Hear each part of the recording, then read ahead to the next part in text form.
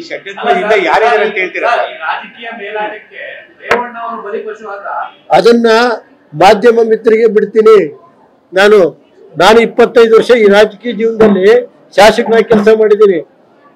ನಾನು ಮುಗಿಸ್ಲೇಬೇಕು ಅಂತ ಹೇಳಿ ಆ ಜಿಲ್ಲೆನಲ್ಲಿ ನಾನು ಮುಗಿಸಕ್ ಆಗಿಲ್ಲ.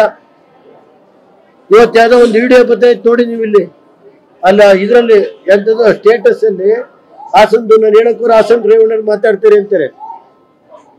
ರಾಜ್ಯದ ಅಷ್ಟೇ ಯಾವ್ದೋ ಒಂದು ವಿಡಿಯೋ ಇಲ್ಲ, ಈಗ ಯಾರೋ ತೋರಿಸಿದ್ರು ನನಗೆ ಇಲ್ಲಿ ಬರುವಾಗ, ಸರ್ ಹಿಂಗೈತಿ ಅಂತ. ನಾನು ಅದೆಲ್ಲ ಮಾತಾಡಕ್ ಹೋಗಲ್ಲಪ್ಪ, ಈ ರಾಜ್ಯದ ಜನತೆ ಬಿಟ್ಬಿಡ್ತೀನಿ ಅಂತ. ನೋಡಿ, ನಾನು ಇದ್ರ ಬಗ್ಗೆ ಇವತ್ತೇನು ಮಾತಾಡಲ್ಲ. ಇದನ್ನ ನ್ಯಾಯಾಲಯದಲ್ಲಿ ಎದುರಿಸೋ ಶಕ್ತಿ ಇದೆ, ಎದುರಿಸ್ತೀನಿ. ನಾನು 25 ವರ್ಷ ಶಾಸಕನಾಗಿ ಕೆಲಸ ಮಾಡಿದ್ದೀನಿ.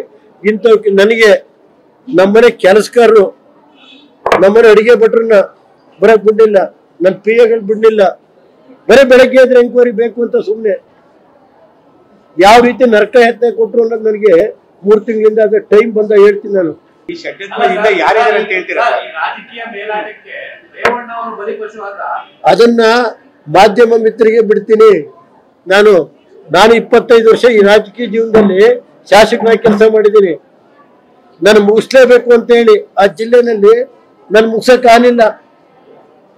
ಇವತ್ತು ಯಾವ್ದೋ ಒಂದು ವಿಡಿಯೋ ಬರ್ತೈತೆ ನೋಡಿ ನೀವು ಇಲ್ಲಿ, ಅಲ್ಲ ಇದರಲ್ಲಿ ಎಂಥದ್ದು ಸ್ಟೇಟಸ್ ಅಲ್ಲಿ ಹಾಸನದು ನಾನು ಹೇಳಕ್ಕೂರ ಹಾಸನ ರೇವಣ್ಣರು ಮಾತಾಡ್ತಾರೆ ಅಂತಾರೆ. ರಾಜ್ಯದ ಅಷ್ಟೇ ಯಾವ್ದೋ ಒಂದು ವಿಡಿಯೋ ಇಲ್ಲ, ಈಗ ಯಾರೋ ತೋರಿಸಿದ್ರು ನನಗೆ ಇಲ್ಲಿ ಬರುವಾಗ, ಸರ್ ಹಿಂಗೈತಿ ಅಂತ. ನಾನು ಅದೆಲ್ಲ ಮಾತಾಡಕ್ ಹೋಗಲ್ಲಪ್ಪ, ಈ ರಾಜ್ಯದ ಜನತೆ ಬಿಟ್ಬಿಡ್ತೀನಿ ಅಂತ. ನೋಡಿ, ನಾನು ಇದ್ರ ಬಗ್ಗೆ ಇವತ್ತೇನು ಮಾತಾಡಲ್ಲ.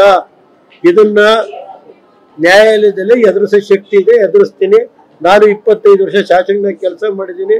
ಇಂಥವಕ್ಕೆ ನನಗೆ ನಮ್ಮನೆ ಕೆಲಸಗಾರರು, ನಮ್ಮನೆ ಅಡಿಗೆ ಭಟ್ರನ್ನ ಬರಕ್ ಬಿಡ್ಲಿಲ್ಲ, ನನ್ನ ಪಿಎಗಳು ಬಿಡ್ಲಿಲ್ಲ.